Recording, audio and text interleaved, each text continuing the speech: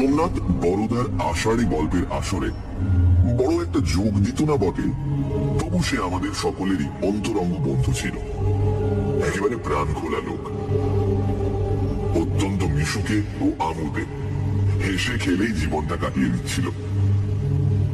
বাবা মৃত্যুকালে টাকা রেখে গিয়েছিলেন, সুতরাং অন্য চিন্তা ছিল না। বিয়ের ৩-৪ বছরের মধ্যে স্ত্রীও মারা যান, কিন্তু নিঃসন্তান অবস্থায় বিপত্নিক হয়েও সে আর বিয়ে করেনি। মারাত্মক রকম বদখেয়ালও তার কিছু ছিল না। বিহার প্রান্তের বৈচিত্র্যহীন শহরে জীবনটা নেহাত একঘেয়ে হয়ে পড়লে কলকাতায় গিয়ে কিছুদিন নির্দোষ আমোদ প্রমোদ করে আসত, তারপর আবার খুশি মনে বিলিয়ার্ড খেলায় মনোনিবেশ করত। তার জীবনে একটি মাত্র নেশা ছিল, ওই বিলিয়ার্ড খেলা। সিগারেট পর্যন্ত তাকে কোনোদিন খেতে দেখিনি, কিন্তু শহরে থেকেও সন্ধ্যের পর বিলিয়ার্ড খেলবার জন্য ক্লাবে আসেনি এমন একটা দিনও মনে করতে পারি না। বাড়ি কেনার ব্যাপারটাও যে বিলিয়ার্ড খেলার সঙ্গে ঘনিষ্ঠভাবে যুক্ত, তাতে কোনো সন্দেহ নেই। তার পৈতৃক বাড়ি ছিল, বাড়িটা মন্দ নয়, একটু সেকেলে গোছের হলেও ভদ্রলোকের পাশের কিন্তু সম্পূর্ণ উপযোগী। তবু সে ১৭,০০০ টাকা খরচ করে আর একখানা বাড়ি কিনে বসলো কেন? তার কারণ অনুসন্ধান করতে গেলে একই বিলিয়ার্ড ছাড়া আর কিছুই পাওয়া যায় না। আমাদের মিউনিসিপ্যাল সীমানার এক প্রান্তে গঙ্গার ধারে একটি পুরনো বাড়ি ছিল, এবং বাড়িতে এক বুড়ি মেম বাস করত। বাড়িটা বেশি পুরনো নাকি বুড়ি মেম, এটা নিয়ে আমাদের মধ্যে তর্ক হয়েছে বহুবার।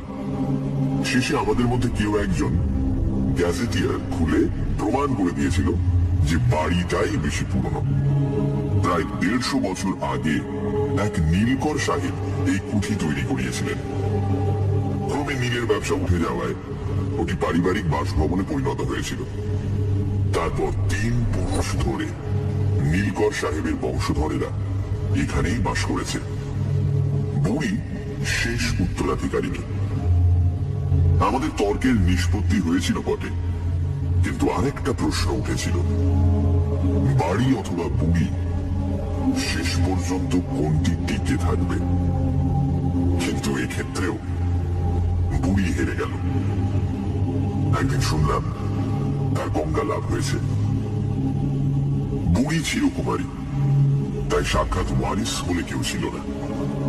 অল্পদিন পরে শোনা গেল বাড়িটি বিক্রি হবে।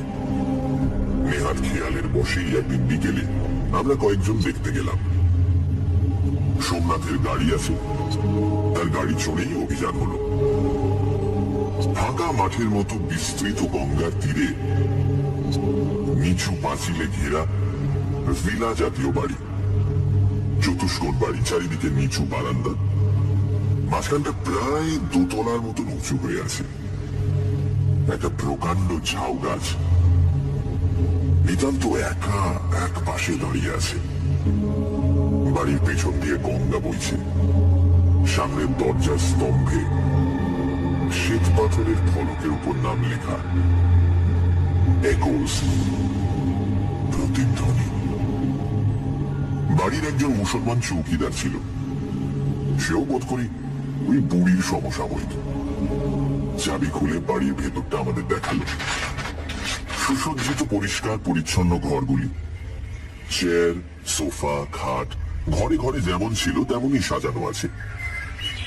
বাড়ির ঠিক মাঝখানে একটি প্রকাণ্ড হল ঘর, ছাদ বেশ উঁচু, অনেক উঁচুতে কাঁচে ঢাকা স্কাইলাইট দিয়ে আলো আসার ব্যবস্থা। তবু ঘরটি আলো আধারে মেশানো। চৌকিদার সুইচ টিপে আলো জ্বেলে দিল। কয়েকটা বাল্ব একসঙ্গে জ্বলে উঠল। তখন দেখলাম ঘরের মাঝখানে একটা বিলিয়ার্ড টেবিল রয়েছে। টেবিলের উপর সবুজ আবরণে ঢাকা 3টি বাল্ব কেবলমাত্র টেবিলের সমতল পিঠের উপর আলো ফেলেছে। ঘরে অন্য আবরণ বিশেষ কিছু নেই। দেয়ালের ধারে 2টি সেটি, এক ধারে বিলিয়ার্ড লাঠি রাখবার র্যাক, আর তাতে সারি সারি কয়েকটি কিউ রাখা আছে। দেয়ালের গায়ে একটি কালো রঙের মার্কিং বোর্ড, কতদিনের পুরনো বলা যায় না। তাতে অঙ্কের চিহ্নগুলি একেবারে অস্পষ্ট হয়ে গেছে। চারিদিকে তাকিয়ে সোমনাথ মৃদুস্বরে বলে উঠল, বাহ, সত্যি ঘরের আধা অন্ধকার মোলায়েম আবহাওয়া মনের উপর একটা অনির্বচনীয় প্রভাব বিস্তার করে। ঘরে প্রবেশ করতেই আমি সেটা উপলব্ধি করেছিলাম। তাই সোমনাথকে সমর্থন করে আমিও ওই জাতীয় একটা কিছু বলতে যাচ্ছি, এমন সময় আমার কানের কাছে কে যেন চাপা গলায় বলল, চমকে উঠে পেছন দিকে তাকালাম। আমার সঙ্গে সঙ্গে আর সকলেও পেছনে তাকালো, কিন্তু আমাদের পেছনে কেউ নেই। আমরা উদ্বিগ্নভাবে পরস্পরের দিকে তাকিয়ে রইলাম। তখন বৃদ্ধ চৌকিদার ভাঙা গলায় বুঝিয়ে দিল যে সেটা প্রতিধ্বনি। এ ঘরে প্রতিধ্বনি আছে। কথা বললে অনেক সময় কথার ভাঙা ভাঙা অংশ ফিরে ফিরে আসে। আশ্বস্ত হলাম বটে, কিন্তু মনে একটু ধোঁকা লেগে রইল। চৌকিদার অতগুলো কথা বলল, কই তার একটা কথাও তো ঘুরে এলো না। যাই হোক, ঘোরাঘুরি শেষ করে ফিরে এলাম। ফিরবার পথে সোমনাথ একবার বলল, খাসা বাড়িখানি, আরে বিলিয়ার্ড রুমটা তো চমৎকার। বিলিয়ার্ড রুমের চমৎকারিত্ব তাকে কত দূর মন্ত্রমুগ্ধ করেছে তা বুঝতে পারলাম দিন 10 পরে, যখন শুনলাম সে বাড়িখানি কিনে নিয়েছে। তারপর আরো বিস্ময়কর সংবাদ, সে পৈতৃক বাড়ির বাস তুলে দিয়ে নতুন বাড়িতে উঠে গেছে। গৃহপ্রবেশের দিন আমাদের সকলকে নেমন্তন্ন করে খাওয়ালো বটে, কিন্তু কেন জানি না সমস্ত ব্যাপারটাতে আনন্দ উৎসবের স্পর্শ টের পেলাম না। কেবলই মনে হতে লাগলো এটা সোমনাথের চিরবিদায় ভোজ। দাঁড়ানো ঠিক তাই। 2 মাইল দূরে উঠে গেলে পুরনো বন্ধু কিছু পর হয়ে যায় না, কিন্তু সোমনাথ যেন মনের দিক দিয়েও আমাদের অনেক দূরে সরে গেল। মাঝে মাঝে সে ক্লাবে আসতো এবং আগের মতো হাসি গল্প করবার চেষ্টা করতো বটে, কিন্তু দেখলাম তার মনটা আগা গোড়া বদলে গেছে। আগে যেমন সমস্ত গল্প, কৌতুক ও খেলায় মন প্রাণ ঢেলে যোগ দিতে পারত, এখন আর তেমন পারে না। তার প্রাণ খোলা হাসিটাও যেন কেমন অন্য মনস্ক হয়ে পড়েছে। যে এতদিন রক্ত মাংসের মানুষ ছিল, সে যেন হঠাৎ অবাস্তব ছায়ায় পরিণত হয়েছে। ক্লাবে বসে সোমনাথ সম্বন্ধে কথা হচ্ছিল। পৃথ্বী বলল, খোদিত পাষাণ, বাড়িটা সোমনাথকে গিলে খেয়েছে, বুঝলি? কতদিন এদিকে আসেনি। আমার হিসেব ছিল। বললাম, আমাদের নাটকের অভিনয়ের রাতে তাকে শেষ দেখেছি। তা মাসখানেক হলো। অমূল্য বলল, খোদিত পাষাণ টাষাণ নয়, আসলে নিজের বিলিয়ার্ড টেবিল পেয়েছে, রাত দিন তাই খেলছে। বড়দা এক পাশে বসেছিল, কড়িকাঠির দিকে চোখ তুলে বলল, অমূল্য ভুরু তুলে তার দিকে ফিরল। মানে কি বলতে চাও? তাকে ভূতে পেয়েছে? বড়দা উত্তর দিল না, কড়িকাঠির দিকে তাকিয়ে রইল। তারপর চোখ নামিয়ে আমাকে লক্ষ্য করে বলল, যে রাতে সোমনাথ আমাদের নেমন্তন্ন করে খাইয়েছিল, সে রাতের কথা মনে আছে? কোন কথা? খাওয়া দাওয়ার পর তুমি আর সোমনাথ বিলিয়ার্ড খেলেছিলে, বোধহয় বলোনি। আমি বসে তোমাদের খেলা দেখছিলাম। সে সময় তোমার নিজের খেলার কোনো বিশেষত্ব লক্ষ্য করনি? লক্ষ্য যে করেছিলাম তা নিজের কাছেও এতদিন স্পষ্টভাবে স্বীকার করিনি, অথচ বড়দা সেটা লক্ষ্য করেছে। ভালো খেলোয়াড় বলে আমার অহংকার নেই, কিন্তু সেদিন আমার খেলা আশ্চর্য রকম খুলে গিয়েছিল। শুধু তাই নয়, একটা অদ্ভুত অনুভূতি আমাকে ঘিরে রেখেছিল। প্রত্যেকবার বল মারার সময় মনে হয়েছিল আমি খেলছি না, অন্য কেউ আমার হাত ধরে খেলে দিচ্ছে। আমি হয়তো পট রেড মারবার চেষ্টা করছি, কিন্তু বলের সাথে কিউ এর সংস্পর্শ ঘটবার আগেই যেন একটা অদৃশ্য হাত আমার হাতে কিছুটা নাড়া দিয়ে আমাকে লক্ষ্যভ্রষ্ট করে দিচ্ছে। ফলে আমার বল রেডকে স্পর্শ করে সমস্ত টেবিল ঘুরে একটা অসম্ভব পকেটে প্রবেশ করত। এমনি অনেকবার ঘটল। ক্রমে আমার মনে এমন একটা মোহাচ্ছন্ন ভাব এসে পড়ল যে যন্ত্রের মতো খেলে গিয়েছিলাম। সোমনাথ সেদিন আমাকে হারাতে পারেনি। খেলার শেষে মোহের অবস্থা কেটে গেলে এই বলে নিজেকে বোঝাবার চেষ্টা করছিলাম যে খেলার ক্ষেত্রে কখনো কখনো এরকম অঘটন ঘটে যায়। খারাপ খেলোয়াড়ও হঠাৎ ভালো খেলে ফেলে, কিন্তু এর মধ্যে অলৌকিক কিছু আছে সেটা কিন্তু তখন ভাবিনি। আজ বড়দা মনে করিয়ে দিতেই সমস্ত ঘটনা হঠাৎ মনে পড়ে গিয়ে একেবারে বিদ্যুৎ স্পৃষ্টির মতো চমকে উঠলাম। আমি বড় বড় চোখে চেয়ে আছি দেখে বড়দা বলল, তাহলে লক্ষ্য করেছিলে? আমি আরেকটা জিনিস শুনেছিলাম যা তোমরা কেউ শোনোনি। খেলায় মগ্ন ছিলে বলেই বোধহয় শুনতে পাওনি। কি? হাততালি শব্দ। সোমনাথ একটা খুব সুন্দর মার মেরেছিল। 3টে বলে ঠোকাঠুকি হয়ে 3টেই একই পকেটে গেল। ঠিক তারপর কি যেন খুব মোলায়েম হাতে হাততালি দিয়ে উঠল। অমূল্য বলল, ওটা প্রতিধ্বনি। আরে যেখানে সহজ স্বাভাবিক ব্যাখ্যা সম্ভব সেখানে ভূত প্রেত টেনে আনার কি মানে হয় সেটা তো বুঝি না। বলে বলে ঠোকাঠুকি হওয়ার আওয়াজ প্রতিধ্বনিত হলে সেটা হাততালির মতোই শোনায়। বড়দা বলল, আশ্চর্য বলতে হবে, বল ঠোকাঠুকি তো বরাবরই হচ্ছিল, তবে প্রতিধ্বনিটা ঠিক সেই সময় হলো কেন?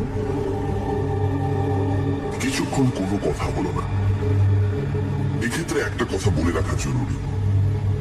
এর আগে আমি বহুরূপী নামে একটি গল্প লিখেছি এবং সেটা লেখার পর বড়দা সম্বন্ধে আমাদের মনের ভাব কিন্তু বেশ পরিবর্তিত হয়েছিল। সকলেরই নাস্তিকতার গোড়া একটু আলগা হয়ে গিয়েছিল। চুনি তো বিস্তর বই কিনে মহা উৎসাহে বৃত্তত্বের চর্চা আরম্ভ করে দিয়েছিল। অমূল্য যদিও এখনো তর্ক করতে ছাড়েনি, তবু তার ঝাঁজ অনেকটা কমে এসেছিল। ঋষি আমাদের আলোচনাকে সোজা পথে ফিরিয়ে আনলো। বলল, সে যা হোক, কথাটা শেষ পর্যন্ত দাঁড়াচ্ছে। সোমনাথ যে বাড়ি কিনে একেবারে আলাদা মানুষ হয়ে গেল, আমাদের সংসর্গ পর্যন্ত ছেড়ে দিল, এর কারণটা তো কেউ দেখাতে পারলো না। তাকে ভূতে পেয়েছে এই কথায় শ্রদ্ধা করা যায় না।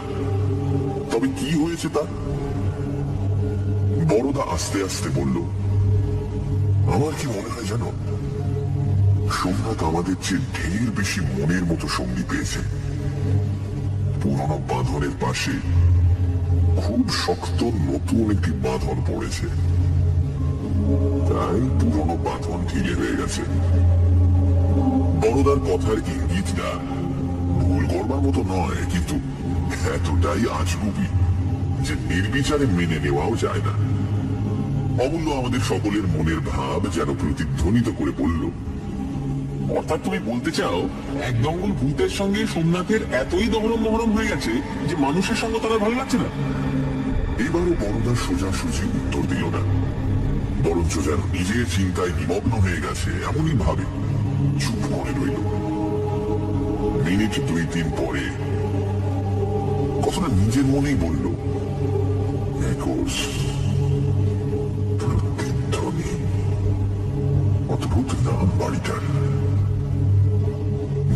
বাড়ি তৈরি করেছিল, সেই হয়তো নামকরণ করেছিল, কিংবা তার পরবর্তীরা বাড়ির আবহাওয়া দেখে নাম রেখেছিল প্রতিধ্বনি।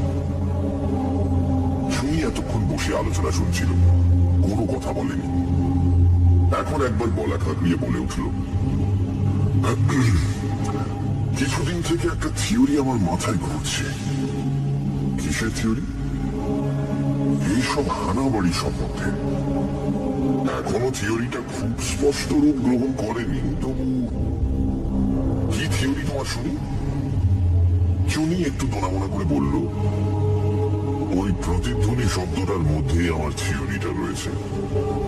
দেখো, শব্দের যেমন প্রতিধ্বনি আছে, তেমনি বাস্তব ঘটনারও তো প্রতিধ্বনি থাকতে পারে, নাকি? প্রতিধ্বনি না বলে তাকে প্রতিবিম্ব বলতে পারো। ব্যাপারটা মূলে একই। প্রতিধ্বনি সবসময় থাকে না। এই ঘরের মধ্যে তোমরা গলা ফাটিয়ে চিৎকার করলেও এতটুকু প্রতিধ্বনি পাবে না। আবার এমন একটা স্থান আছে যেখানে চুপি চুপি একটা কথা উচ্চারণ করলেও কোন অদৃশ্য প্রতিবন্ধকে ধাক্কা খেয়ে সেটা দ্বিগুণ হয়ে ফিরে আসে। আমার মনে হয় হানা বাড়িগুলো এইরকম জায়গা। গ্রামোফোন রেকর্ডের মতো তারা অতীতের কতগুলো বাস্তব ঘটনা জমিয়ে রাখে, তারপর সুবিধে পেলে তার প্রতিধ্বনি করতে থাকে। বড়দা, তোমার কি মনে হয়? থিওরিটা অভিনব বটে, কিন্তু বড়দার মুখ থেকে এর অনুমোদন আশা করা যায় না। সে গোড়া ভূত বিশ্বাসী, অথচ থিওরি সত্যি হলে ভৌতিক কাণ্ড মাত্রেই একটা যান্ত্রিক ব্যাপার হয়ে দাঁড়ায়। ভূত প্রেতের স্বাধীন স্বতন্ত্র অস্তিত্ব বলে কিছুই থাকে না। বড়দা কিছুটা চুপ করে থেকে বলল, তাহলে তোমার মতে ভূত প্রেত নেই? যেগুলোকে ভৌতিক ফেনমেনন বলে মনে হয়, সেগুলো অতীতের প্রতিধ্বনি মাত্র? চুনি বলল, না, তা ঠিক নয়। আমি বলতে চাই, ভূত প্রেত থাকে থাক, কিন্তু হানা বাড়িতে সাধারণত যেসব ব্যাপার ঘটে থাকে সেগুলো হয়তো অধিকাংশই প্রতিধ্বনি জাতীয়। আমি বললাম, সোমনাথের বাড়িতে প্রতিধ্বনি আছে, সেটা আমরা দেখেছি। সেটা কোন জাতীয়? চুনি বলল, সেটাই তো আমি পরীক্ষা করে দেখতে চাই। তোমাকে রাজি আছো? কি করতে হবে? আমি স্থির করেছি একদিন সোমনাথের বাড়িতে গিয়ে রাত কাটাবো। সে হঠাৎ এমন বদলে গেল কেন, তার একটা সন্তোষজনক কৈফিয়ত আবশ্যক। সুতরাং মনস্তত্ত্বের দিক দিয়েও পরীক্ষাটা খুব একটা ফেলনা হবে না। আর যদি সে এমন কিছু পেয়ে থাকে যার তুলনায় তার আজন্মের সমস্ত বন্ধন ঢিলে হয়ে গেছে, তাহলে সেই অপূর্ব বস্তুটি কি তাও তো আমাদের জানা দরকার, নাকি? অমূল্য একটু মুখ বাঁকিয়ে কবিতা আবৃত্তি করলো। যে ধনে হইয়া ধনী, মনিরে মাননা মনি, তাহারই খানিক মাগি আমি নত শিরে। যদি সুবিধে হয়, গোটা কয়েক প্রেতাত্মা বড়দার জন্য চেয়ে নিয়ে এসো, আমাদের এই ক্লাব ঘরে পুষে রাখা যাবে। আমি চুনির দিকে ফিরে বললাম, বেশ, আমি তোমার সঙ্গে যেতে রাজি আছি। কালই চলো তাহলে। কাল তো শনিবার। পরদিন সন্ধ্যেবেলা সোমনাথের বাড়ির সামনে যখন পৌঁছলাম, তখন অন্ধকার অন্ধকার হয়ে এসেছে। প্রকাণ্ড মাটির মাঝখানে বাড়িখানা যেন একেবারে জনশূন্য মনে হলো। বাড়ির বারান্দায় উঠেও কাউকে দেখতে পেলাম না। আমি ও চুনি মুখ চাওয়াচাবি করতে লাগলাম। চাকর বাকর কেউ কি নেই নাকি? সব গেল কোথায়? একটা হাঁক দেব মনে করছি, এমন সময় ভেতর থেকে খট খট শব্দ শুনতে পেলাম। ভুল হবার নয়, বিলিয়ার্ড বলের ঠোকাঠুকি লাগার শব্দ। আশ্চর্য লাগলো, এই ভর সন্ধ্যেবেলা সোমনাথ বিলিয়ার্ড খেলছে। কার সঙ্গে খেলছে? দুজনে ভেতরে প্রবেশ করলাম। কোনো ঘরে এখনো বাতি জ্বলেনি, কেবল বিলিয়ার্ড রুম থেকে আলো আসছে। আমরা চুপচাপ দরজার সামনে গিয়ে দাঁড়ালাম। শুধু টেবিলের উপরকার সবুজ শেড ঢাকা 3টে বাল্ব জ্বলছে, বাকি ঘরটা কিন্তু অন্ধকার। এই আলো অন্ধকারের সীমানায় টেবিলের ধারে দাঁড়িয়ে সোমনাথ এক মনে কিউয়ের ডগায় খড়ি ঘষছে। ঘরে কিন্তু আর কেউ নেই। চুনি বলে উঠল, কে একলাই খেলছো? কি? সোমনাথ চমকে মুখ ফেরালো, তারপর তাড়াতাড়ি দরজার কাছে এসে সুইচ টিপল। ঘরের অন্য আলোগুলো জ্বলে উঠল। আমাদের দেখে সে প্রথমে কিছুক্ষণ নিষ্পলক চোখে চেয়ে রইল, যেন ভালো করে চিনতেই পারল না। আমরাও কিরকম অপ্রস্তুত ভাবে তার মুখের দিকে চেয়ে দাঁড়িয়ে রইলাম। আমাদের সঙ্গে তার মনের যোগাযোগ এমন পরিপূর্ণভাবে বিচ্ছিন্ন হয়ে গেছে যে হঠাৎ করে সেটা জোড়া লাগাতে পারছে না। যাই হোক, শেষ পর্যন্ত হাসির একটা চেষ্টা করে সে বলল, আরে তোমরা, তারপর হঠাৎ কি ব্যাপার? সোমনাথের কণ্ঠে যে সহজ অকৃত্রিম সমাদরের সুর শুনতে আমরা অভ্যস্ত, সেটা কিন্তু ফুটে উঠল না। আমি একটু দ্বিধা বোধ করে বললাম, ব্যাপার কিছু নয়, তোমার ঘরকন্যা দেখতে এলুম। একলা বিলিয়ার্ড খেলছিলে নাকি? একলা কথাটা বলেই সে সামলে নিল। মুখের উপর দিয়ে একবার হাত চালিয়ে বলল, হ্যাঁ একাই খেলছিলাম। এসো বাইরে বসা থাক। ঘরের আলো নিভিয়ে সোমনাথ আমাদের বারান্দায় নিয়ে গিয়ে বসালো। এতক্ষণে বাইরে অন্ধকার হয়ে গিয়েছিল। ঝাউ গাছটাতে অসংখ্য জোনাকি জ্বলছিল। সে বলল, আলো জ্বেলে দেবো না অন্ধকারই বসবে? চুনি বলল, ক্ষতি কি, অন্ধকারেই বসা যাক। বেতের মোড়ায় তিনজনে চুপচাপ বসে আছি, কারোর মুখে কথা নেই। হঠাৎ সোমনাথ বলল, চা খাবে? চুনি উত্তর দিল, না, আমরা চা খেয়ে বেরিয়েছি।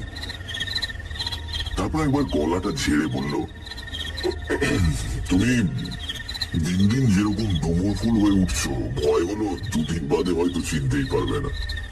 তাই আজ তোমার বাড়িতে রাত কাটাবো বলে এসেছি। পুরনো বন্ধুত্ব মাঝে মাঝে জ্বালিয়ে নিতে হবে তো। এক মুহূর্ত সোমনাথ জবাব দিল না। তারপর যেন একটু বেশি মাত্রায় জোর দিয়েই বলে উঠল, বেশ তো বেশ তো, দাঁড়াও আমি আসছি। কোথায় যাচ্ছ? বাবুর্চির আগে খবর নেই, তোমাদের খাওয়া দাওয়ার ব্যবস্থা করতে হবে তো। এই বলে সোমনাথ উঠে গেল। মনে মনে ভারী কুণ্ঠা বোধ করতে লাগলাম।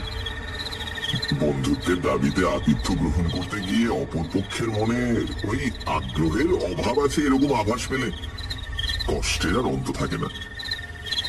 সোমনাথ বাইরে থেকে বন্ধুত্বের ভান করছে বটে, কিন্তু ভেতর থেকে যে সে আমাদের সাহচর্য চায় না, সেটা বুঝতে খুব একটা কষ্ট হলো না। আগেকার অবাধ স্বচ্ছন্দ আত্মীয়তা না, সেটা আর নেই। শুধু তাই নয়, আমরা হঠাৎ এসে পড়ায় সে বিশেষ বিব্রত হয়ে পড়েছে, যেন তার সুনিয়ন্ত্রিত কাজের মধ্যে আমরা একটা বাধা ঘটাচ্ছি। চুনি খাটো গলায় বলল, কি হে, কিরকম মনে হচ্ছে? সুবিধে নয়, ফিরে গেলেই বোধ হয় ভালো হতো। থাকতে হবে। চুনি আরো কিছু বলতে যাচ্ছিল, কিন্তু থেমে গেল। পরিপূর্ণ অন্ধকারে কেউ কাউকে দেখতে পাচ্ছিলাম না। অস্পষ্ট শব্দে বুঝলাম সোমনাথ ফিরে এসে মোড়ায় বসেছে। মোড়ার মচমচ শব্দ যে আমি শুনেছিলাম সেটা শপথ করে বলতে পারি। চুনি সহজ আলাপের সুরে সোমনাথকে উদ্দেশ্য করে বলল, তারপর একলা থাকতে তোমার কোনো কষ্ট হচ্ছে না? সোমনাথ উত্তর দিল না। এই সময় কেন জানি না আমার ঘাড়ের রোঁয়া হঠাৎ শক্ত হয়ে খাড়া হয়ে উঠল। চুনিও হয়তো কিছু অনুভব করে থাকবে। কিছুক্ষণ চুপ থেকে সে হঠাৎ দেশলাই জ্বালল। দেখলাম সোমনাথের মোড়ায় কেউ বসে নেই। দেশলাইয়ের কাঠি শেষ পর্যন্ত জ্বলে আস্তে আস্তে নিভে গেল। আটকে রাখা নিঃশ্বাস ছেড়ে চুনি মৃদু স্বরে বলল, প্রতিধ্বনি। এইবার সোমনাথের স্পষ্ট পায়ের আওয়াজ শুনতে পেলাম। শব্দটা কাছে এলে চুনি বলে উঠল, সোমনাথ। হ্যাঁ, আলোটা জেলে নাও ভাই, অন্ধকার আর ভালো লাগছে না। কথা শেষে হাসতে গিয়ে তার গলাটা কেঁপে গেল। বারান্দার আলো জেলে দিয়ে সোমনাথ এসে বসল। সাদা ঢাকনির মধ্যে হালকা একটা বাল্ব স্নিগ্ধ আলো ছড়াচ্ছে। অন্ধকারের চেয়ে এই ভালো, তবু তো একে অপরের মুখ দেখা যায়। সোমনাথ বলল, বাবুজিকে বলে এলাম, শুধু মুরগির কারি আর পরোটা, এই তার বেশি কিছু জোগাড় হয়ে উঠল না। ইতিমধ্যে যে ক্ষুদ্র ব্যাপারটি ঘটে গিয়েছিল তার উল্লেখ না করে চুনি বলল, যথেষ্ট যথেষ্ট, অমৃতের ব্যবস্থা থাকলে 5 রকম ব্যঞ্জনের দরকার হয় না। কিন্তু তুমি বাবুজি রেখেছ যে? সোমনাথ একটু চুপ করে থেকে বলল, লাখিনি ঠিক, ওই বাড়ির যে বুড়ো চৌকিদারটা ছিল সেই রেখে দেয়। রাজনী বামুন পেলে না, দরকার বোধ করি না। তাছাড়া আমি একলা মানুষ, চাকরও তো দেখছি না। চাকর রাখুনি কেন? রেখেছিলাম একজন, কিন্তু রইল না। চুনি মোড়া টেনে নিয়ে সোমনাথের আরো কাছে গিয়ে বসল। বলল, আসল কথাটা কি বলতো সোমনাথ? বাড়িতে কিছু আছে না? মুখে একটা বিস্ময়ের ভাব এনে সোমনাথ বলল, কি থাকবে?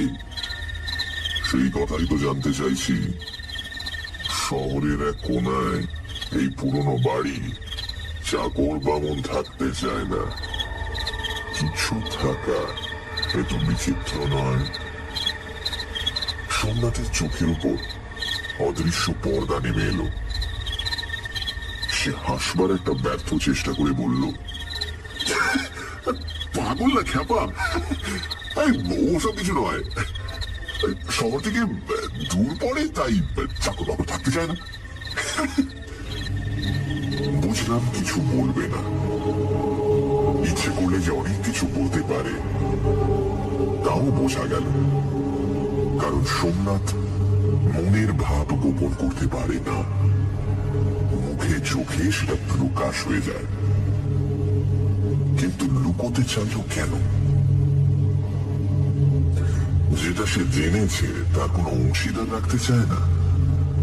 কৃপণের মতো একা ভোগ করতে চায়, কিংবা অবিশ্বাসীর ব্যঙ্গ বিদ্রুপের ভয়ে বলতে চায় না। চুনি কিন্তু ছাড়বার পাত্র নয়। সোজাসুজি জেরায় ফল হলো না দেখে সে এবার অন্য পথ ধরল। কিছুক্ষণ এই কথা সে কথার পর হানাবাড়ি সম্বন্ধে নিজের থিওরির কথা পারল। বেশ ফলাও করে লেকচারের ভঙ্গিতে ব্যাখ্যা করে নিজের থিওরির সম্ভাব্যতা প্রমাণ করতে লাগলো। সোমনাথও দেখলাম এক মনে গালে হাত দিয়ে শুনছে। ইতিমধ্যে আমাদের চারপাশে যে একটি অতীন্দ্রিয় ব্যাপার ঘটতে আরম্ভ করেছে তা বোধ করি এরা দুজনে জানতে পারেনি। প্রথমটা আমিও লক্ষ্য করিনি, কিন্তু হঠাৎ এক সময় মনে হলো কারা যেন নিঃশব্দে এসে আমাদের ঘিরে দাঁড়িয়ে এক মনে জড়িয়ে কথা শুনছে। চোখে কিছুই দেখলাম না, এমনকি কানে যে কিছু শুনেছিলাম এমন কথাও জোর করে বলতে পারি না। তবু কেমন করে এই অদৃশ্য আবির্ভাবের কথা জানতে পারলাম তা আমার কাছে এক প্রহেলিকা। কিন্তু জানতে যে পেরেছিলাম তাতে বিন্দু মাত্র সন্দেহ নেই। এটা অনুমান বা উত্তেজনার ফলে কল্পনার কোনো রূপ নয়, স্পর্শ করবার মতো অত্যন্ত বাস্তব অনুভূতি। অস্পষ্ট আলোয় তাদের দেখতে পাচ্ছি না বটে, কিন্তু তারা যে আমাদের গা ঘেঁষে দাঁড়িয়ে মন দিয়ে চুরির কথা শুনছে সেটা প্রত্যক্ষ অনুভূতির মতোই সত্য। ক্রমে একটি হালকা সুগন্ধ নাকে আসতে লাগলো।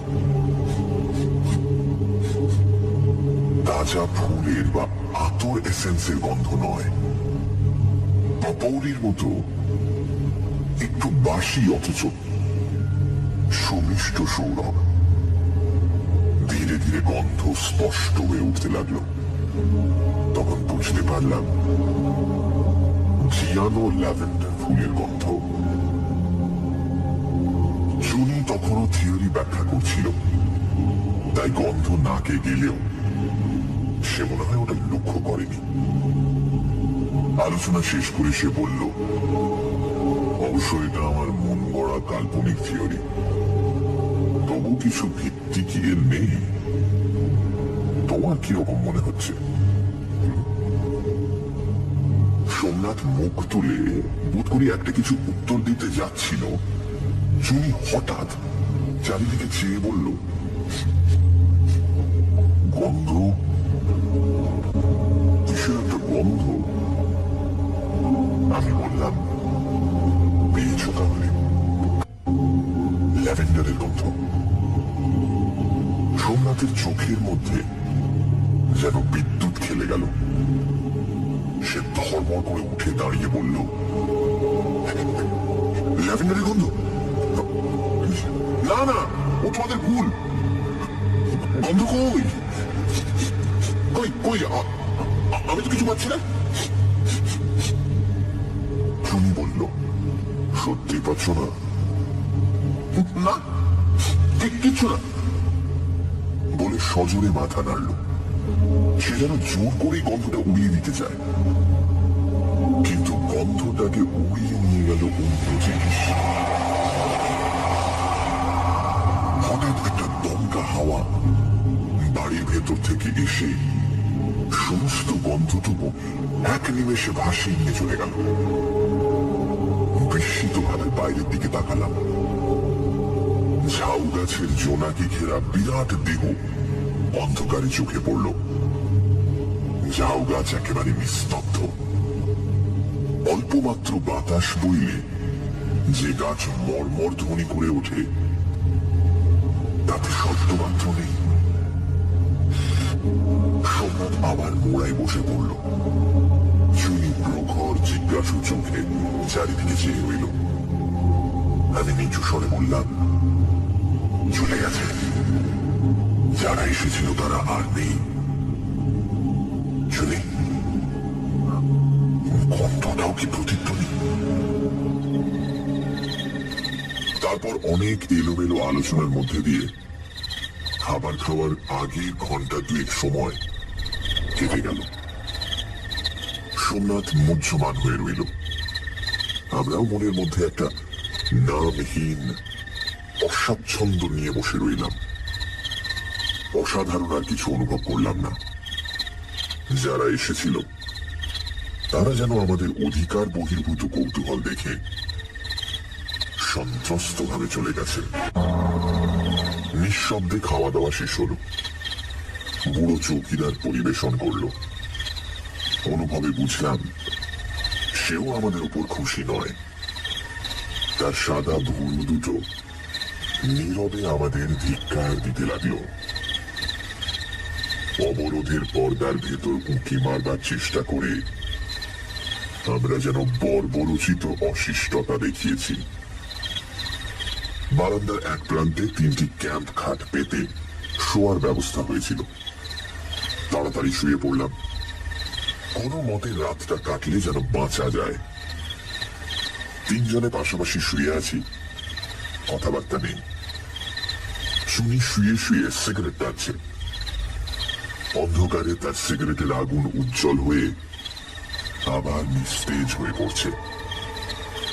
সোমনাথ একেবারে নিশ্চল হয়ে আছে, হয়তো ঘুমিয়ে পড়েছে।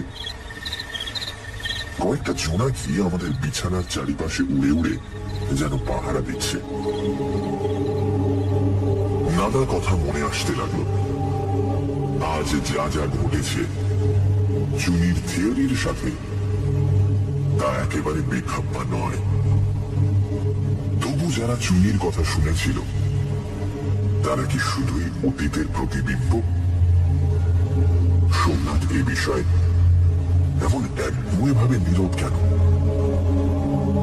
অতীতের ছায়ার সাথে বর্তমানের মানুষের এমন সাক্ষাৎ সম্বন্ধ ঘটে কি করে? আর যদি সজীব স্বতন্ত্র আত্মা হয় তবে ওরা কারা? ল্যাভেন্ডার ফুলের গন্ধ কেন এলো? সেকালে ইংরেজ মেয়েদের ল্যাভেন্ডার ফুল একটা শৌখিনতা ছিল শুনেছি। সেই গন্ধ অতীতের কোন দেহ সৌরভের সাথে মিশে ভেসে এলো? বোধহয় একটু ঘুমিয়ে পড়েছিলাম। এক মুহূর্তে সমস্ত চেতনা সতর্ক হয়ে জেগে উঠল। কিছুক্ষণ নিস্পন্দ ভাবে শুয়ে রইলাম। তারপর বাড়ির ভেতর থেকে পরিচিত খট খট শব্দ কানে এলো। ঘাড় তুলে দেখলাম চুনি বিছানায় উঠে বসে আছে। সে নিঃশব্দ পদে উঠে এসে আমার কানে কানে বলল, শুনতে পাচ্ছ? সোমনাথ বিছানায় নেই, কখন উঠে গেছে। এসো দেখা যাক। শব্দ করো না। তন্ত্রার মধ্যে 1 ঘন্টা কেটে গেছে। রেডিয়াম যুক্ত হাত ঘড়ি দেখে বুঝতে পারলাম রাত 11:30। অন্ধকারে পা টিপে টিপে দুজনে বিলিয়ার্ড ঘরের দিকে চললাম। দরজা পর্যন্ত গিয়ে আমরা আর এগোলাম না। টেবিলের উপর তেমনি 3টি আলো জ্বলছে, বাকি ঘর অন্ধকার। সোমনাথ টেবিলের উপর ঝুঁকে বল মারছিল। তার মুখ স্পষ্ট দেখতে পেলাম। মুখের চেহারা একেবারে বদলে গেছে। সন্ধেবেলার সেই অবসাদগ্রস্ত মুহ্যমান ভাব আর নেই। চোখের দৃষ্টি উজ্জ্বল। খেলার আনন্দ প্রত্যেকটা হাত পা নাড়ার মধ্যে দিয়ে বেরোচ্ছে। মনে পড়ল কয়েক মাস আগে সোমনাথ এমনই ছিল। বাড়ি কেনবার পর থেকে তার এই প্রাণ খোলা আমোদে মেতে ওঠা মূর্তি আর চোখে পড়েনি। বল মেরে সোমনাথ হালকা একটু হেসে উঠল। তারপর নিজেই সচকিতে ঠোঁটের উপর আঙুল রেখে মৃদু স্বরে কি একটা বলল।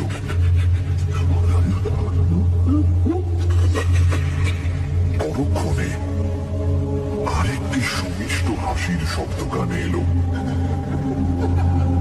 হয়তো এটি সোমনাথের হাসির প্রতিধ্বনি, কিন্তু পর্দায় ও মিষ্টতায় এত তফাৎ যে নারী কণ্ঠের হাসি বলে ভুল হয়।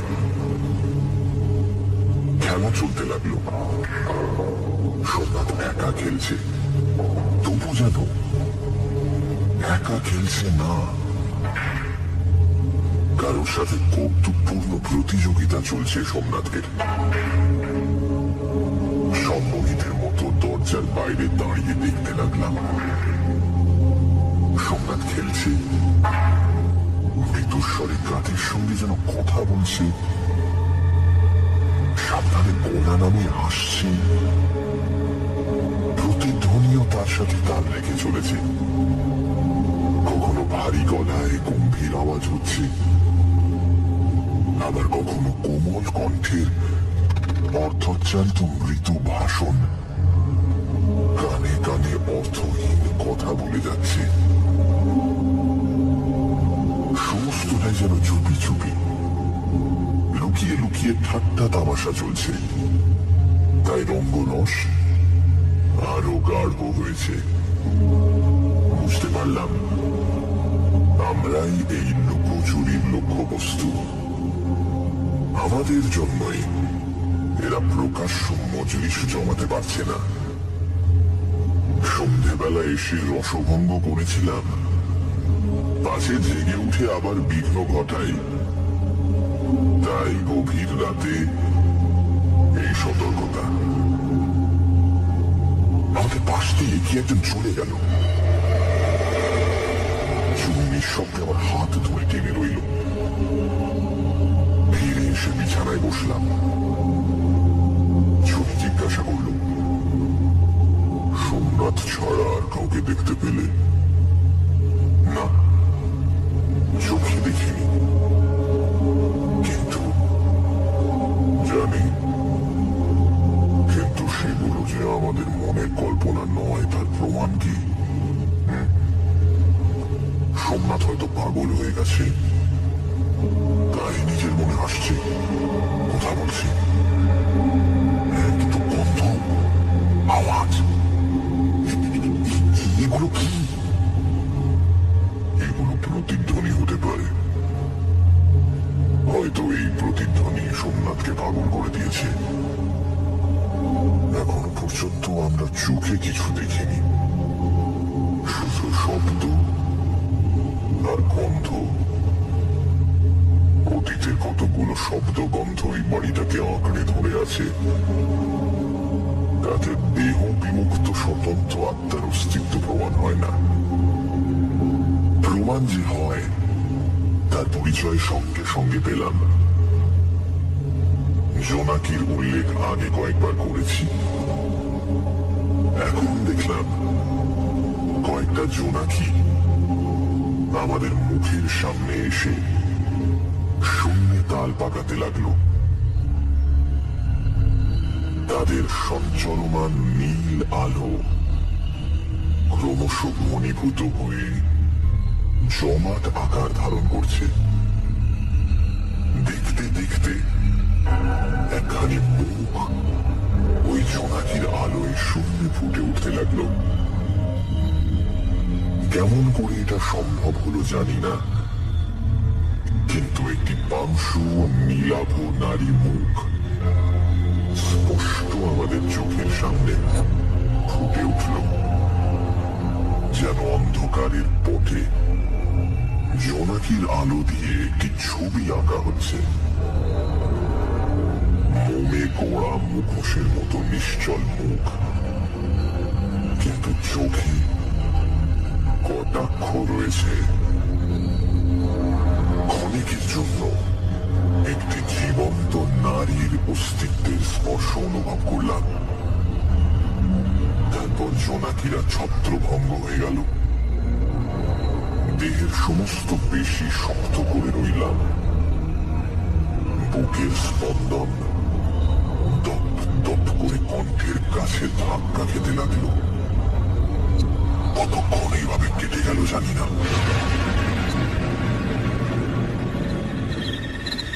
প্রথম কথা বললাম। শুনি, এবার চোখে দেখা হয়েছে? এও কি প্রতিধ্বনি? চুনি উত্তর দিল না।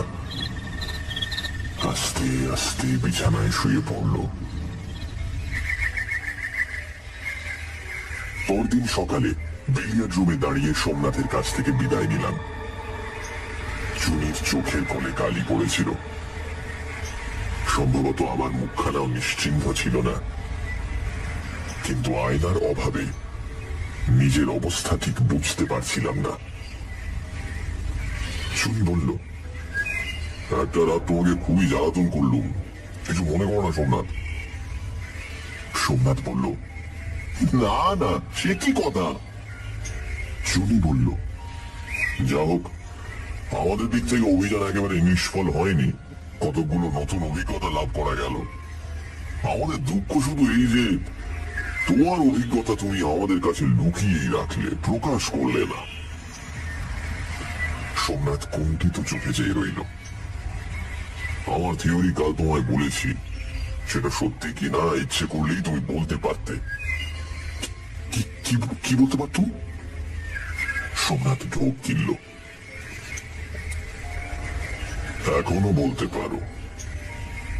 কাল রাতে আমরা যা যা অনুভব করেছি, সেগুলো কি এই বাড়িতে সঞ্চিত কতগুলো স্মৃতির ছায়া, না সত্যিকার জীবন্ত কিছু আছে? সোমনাথ উত্তর দিল না, ঘাড় হেঁট করে বসে রইল। উত্তর দিল প্রতিধ্বনি। কানের কাছে চুপি চুপি এসে বলে গেল, আচ্ছা।